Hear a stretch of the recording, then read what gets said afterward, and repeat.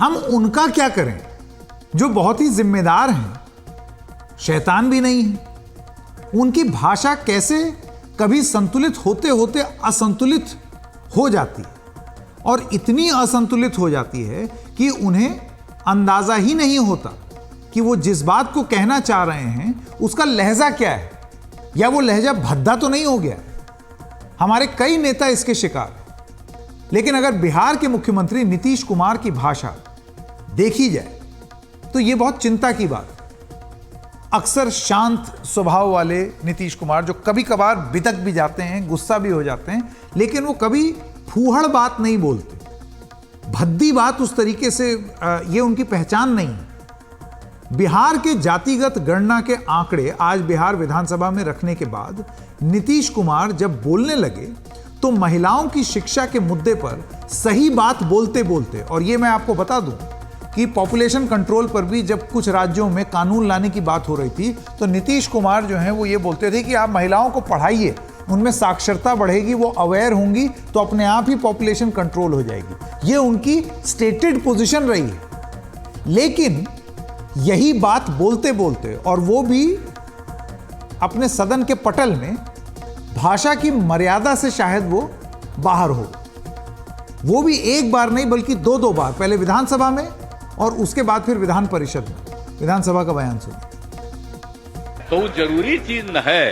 तो जो हम लोगों ने कहा कि अगर पढ़ लेगी लड़की और वो जब शादी होगा लड़का लड़की में, तो जो पुरुष है वो तो रोज रात में जो सदिया होता है उसके साथ करता है ना, तो उसी में और पैदा हो जाता है।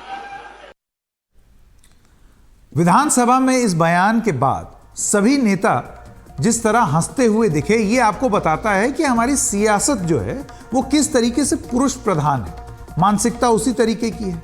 इसी वजह से हंसी ठिठोली हो रही है। संदेश भी देने का अगर प्रयास था, आप कुछ कहना चाहते थे, तो क्या यह तरीका था? क्या भाषा दूसरे तरीके की नहीं हो सकती थी? और हंसी ठिठोली देखिए। क्या महिलाओं की गरिमा को ये जो व्यवस्था है ये कुछ नहीं समझती? नीतीश कुमार को पहली बार में अपने बयान के लहजे का अंदाजा नहीं हुआ। वो इसके बाद विधान परिषद में उसी बात को लगभग उसी लहजे में समझाने का प्रयास कर रहे थे, थोड़ा और आगे चले गए। अब विधान परिषद में उन्होंने अपना बयान दिया, वो हम आपको नहीं सुनाएंगे, थोड़ा सा फूहड़ लगता है। दरअसल नीतीश कुमार कहना चाह रहे थे कि एक शिक्षित महिला अपने अधिकार समझती है और परिवार नियोजन की जरूरत भी। नीतीश कुमार इस मामले में काफी सजग राजनेता हैं, जैसे कि अभी थोड़ी देर पहले मैंने आपको बताया। महिलाओं की शिक्षा के क्षेत्र में उन्होंने काफी काम भी किया है, लेकिन जब भाषा की मर्यादा जाती रहे तो अच्छी बात भी खराब लगने लगती है। अब आप सोचिए, परिवार नियोजन का अपना हक महिला जान लेती है कि अगर वो पढ़ लिख जाए, ऐसे बोल देते नीतीश कुमार तो क्या गलती हो जाती? क्या इससे बात कुछ कम कम्युनिकेट हो रही है? क्या एक फूहड़ अंदाज ही सही अंदाज है बात कहने का? नीतीश कुमार की इस भाषा पर हंगामा मच गया। भारतीय जनता पार्टी ने आरोप लगाया है कि मुख्यमंत्री की भाषा अपमानजनक और क्रूर थी, जबकि उप मुख्यमंत्री तेजस्वी यादव ने नीतीश कुमार का बचाव करते हुए कहा है कि उनकी बात को गलत अर्थ में नहीं लिया जाना चाहिए, वो आबादी नियंत्रण का हवाला दे रहे थे। इसका कोई अगर कोई गलत मतलब निकालता है तो ये गलत बात है।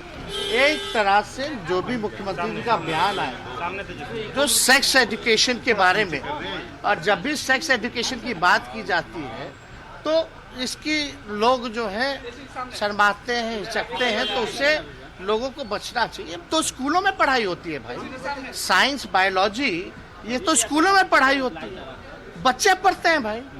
तो हमको लगता है अगर सेक्स एजुकेशन की अगर बात है, उनका कहने का मतलब आबादी कंट्रोल जो है क्या करना है, वो प्रैक्टिकली बात जो भी आती है उन्होंने अपना बात किया।